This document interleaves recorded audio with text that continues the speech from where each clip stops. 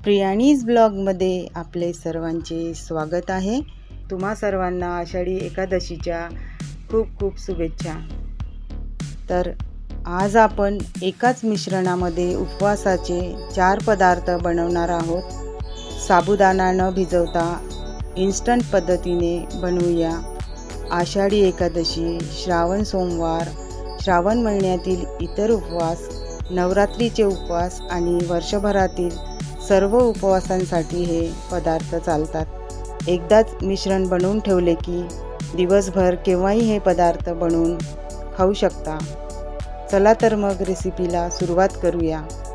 त्यासाठी मी कढईत 2 कप साबुदाणा घेतला आहे। लो फ्लेमवर 2 ते 3 मिनिटे भाजून घ्यायचा आहे। साबुदाणा सतत परतत राहायचा आहे, म्हणजे तो छान भाजला जाणार। याचा रंग बदलू द्यायचा नाही आहे।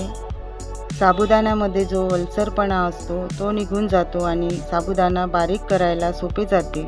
या पद्धतीने वेळ वाचतो, कारण साबुदाणा भिजवायला 4 ते 5 तास लागतात। 3 मिनिटे झाली आहे। गॅस बंद करून घेऊ। थंड होण्यासाठी बाजूला ठेवून देऊ। तोपर्यंत शेंगदाण्याचा कूट आणि वाटण तयार करून घेऊ। मिक्सरच्या भांड्यात भाजलेले व साले काढून घेतलेले अर्धा कप शेंगदाणे बारीक करून घेऊ। शेंगदाणे बारीक करून झाले, जाडसर बारीक नाही करायचे आहे, बारीकच ठेवायचे आहे। आता मिक्सरच्या भांड्यात 7 ते 8 मिरच्या घेतल्या आहे।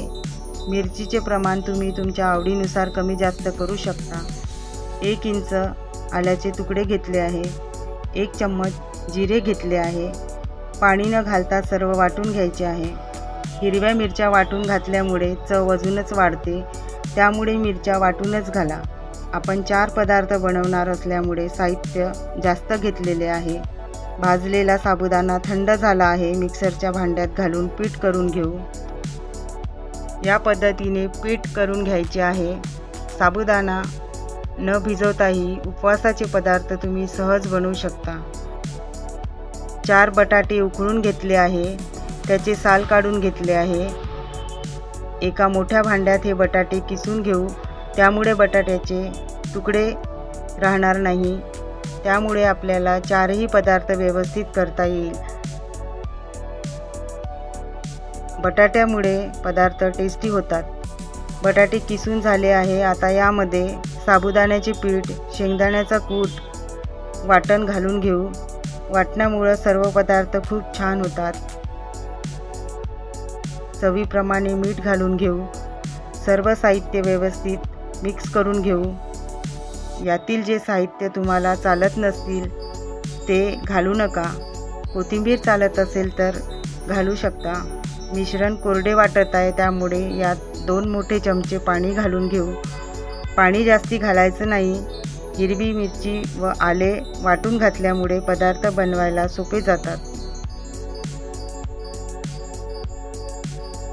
मऊ गोळा बनवून तयार झाला आहे। यावर झाकण ठेवून 15 मिनिटे बाजूला ठेवू, त्यामुळे पीठ छान भिजेल। तोपर्यंत उपवासाची चटणी बनवून घेऊ। त्यासाठी मिक्सरच्या भांड्यामध्ये भाजलेले साले काढून घेतलेले शेंगदाणे अर्धा कप, दही अर्धा कप, 1 हिरवी मिरची, चवीनुसार मीठ, पाव चमचा साखर घातली आहे। बारीक वाटून घेऊ। अशा पद्धतीने चटणी वाटून घेतली आहे। चटणीचा दाटसरपणा तुम्ही तुमच्या आवडीनुसार ठेवू शकता। आता चटणीसाठी तडका बनवून घेऊ। त्यासाठी तडका पॅनमध्ये 1 चमचा तेल गरम करून घेतले आहे आणि 1 चमचा जिरे घातले आहे। जिरे तडतडले की 1 हिरवी मिरची बारीक कापलेली घालून घेतली आहे आणि हा तडका चटणीवर घालून घेऊ। तडक्यामुळे चटणीला छान टेस्ट येते। मिक्स करून घेऊ।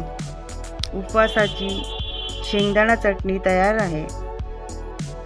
15 मिनिटे झाली आहेत। मिश्रण पुन्हा एकदा व्यवस्थित मळून घेऊ। घट्ट वाटले तर 2 चमचा पाणी मिक्स करू शकता। उपवासाच्या दिवशी सकाळी हे मिश्रण तुम्ही बनवून ठेवले तर दिवसभर केव्हाही यापासून उपवासाचे पदार्थ बनवू शकता। या मिश्रणामुळे तुम्ही वेगवेगळे पदार्थ बनवू शकता। ह्या मिश्रणाचे 4 भाग करायचे आहे. 4 भाग केले आहे. यातील एक भाग घेऊया. 3 भाग बाजूला झाकून ठेवू. या मिश्रणापासून उपवासाचे थालीपीठ बनवू.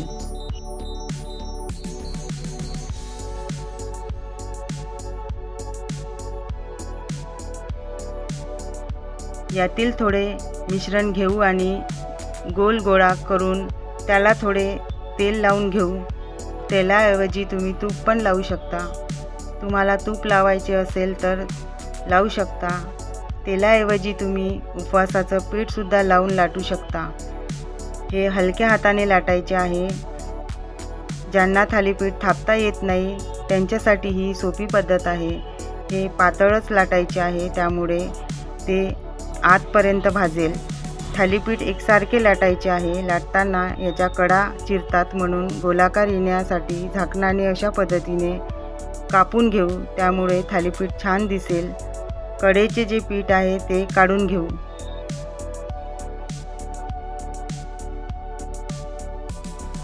तवा गरम केला आहे, त्यावर थालीपीठ भाजून घेऊ. गॅसची फ्लेम लो ठेवली आहे. दुसऱ्या बाजूनी पलटून घेऊ आणि खमंग भाजून घेऊ आणि तेल लावून घेऊ. दोन्ही बाजूनी परतून तेल लावून घेऊ. कमी तेलात बनत असल्यामुळे खाल्ल्यावर तुम्हाला हलके वाटेल. या पद्धतीत वेळ व मेहनत कमी लागते. उपवासाची भाजी नसेल तरीही वेळेवर बनवता येते. उपवासाला काय बनवावे हा प्रश्न पडला असेल तर ह्या व्हिडिओमध्ये तुम्हाला खूप सारे पर्याय दिलेले आहे. हे छान भाजले आहे. मऊ थालीपीठ तयार झाले आहे. याबरोबर उपवासाची बटाटा भाजी, चटणी, कोशिंबीर, दही खाऊ शकता. हे गरम गरमच खायला खूप मस्त वाटतात. अशा प्रकारे सर्व थालीपीठ करून घेऊ. आता मिश्रणाचा दुसरा भाग घेतला आहे.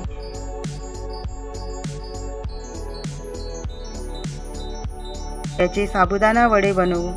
यात 2 मोठे चमचे शेंगदाण्याचा कूट घालून घेऊ. मिश्रण पुन्हा एकदा मळून घेऊ. मिश्रणात गरज असल्यास 2 चमचे पाणी घालू शकता.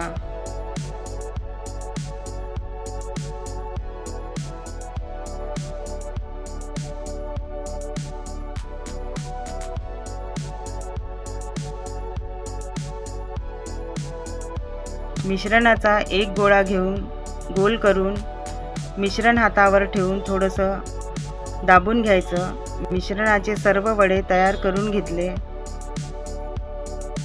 कढईत तेल गरम केले आहे. त्यात वडे सोडून घेऊ. वडे आतपर्यंत तळण्यासाठी लो फ्लेमवरती तळायचे आहे. हा साबुदाणा वडा तेलात फुटत नाही, तेलकट होत नाही. वडे लगेचच उलटायचे नाही, म्हणजे ते सेट होतात. हे दही किंवा उपवासाच्या चटणीबरोबर खाऊ शकता. आता दुसऱ्या बाजूनी उलटवून घेऊ आणि सोनेरी तांबूस रंग येईपर्यंत तळून घेऊ.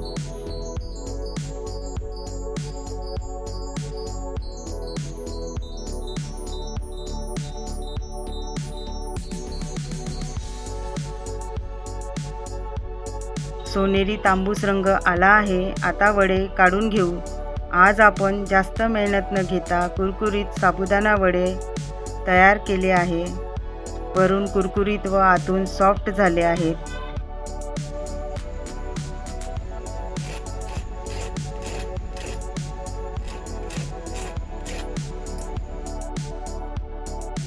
एक वडा तोडून बघू. वडे छान झाले आहेत.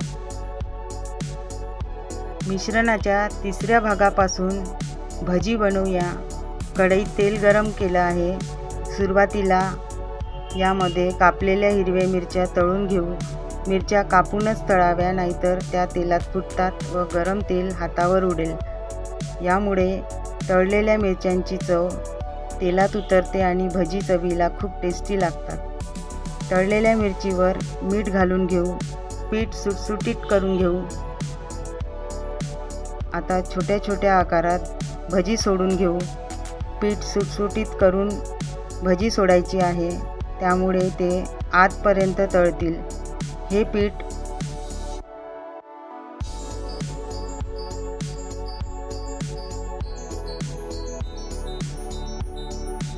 दाबून भजी सोडायची नाही. पलटून घेऊ आणि सोनेरी तांबूस रंग येईपर्यंत तळून घेऊ.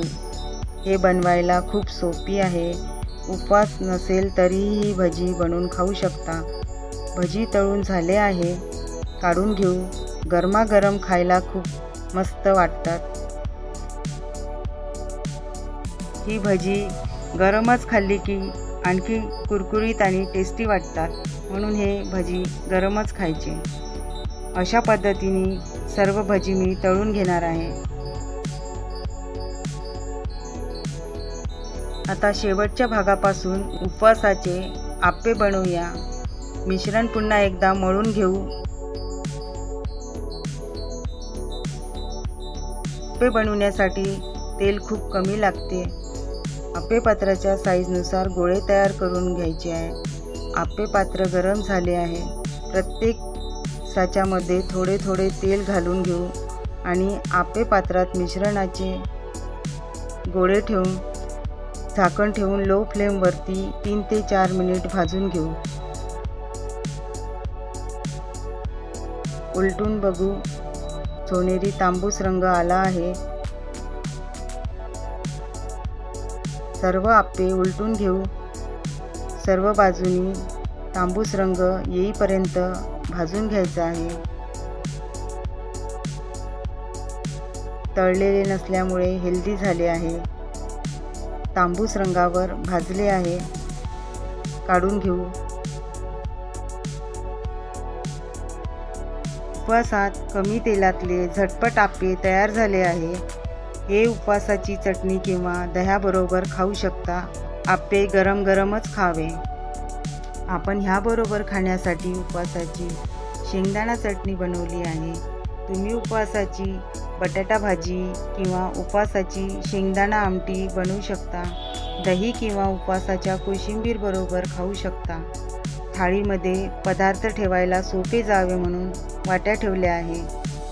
ह्या मिश्रणात साधारणपणे 2 ते 3 थालीपीठ, 7 ते 8 साबुदाणा वडे, 6 ते 7 आप्पे व 2 प्लेट भजी झाली आहेत. यातील जे पदार्थ तुम्हाला आवडतील ते बनवू शकता.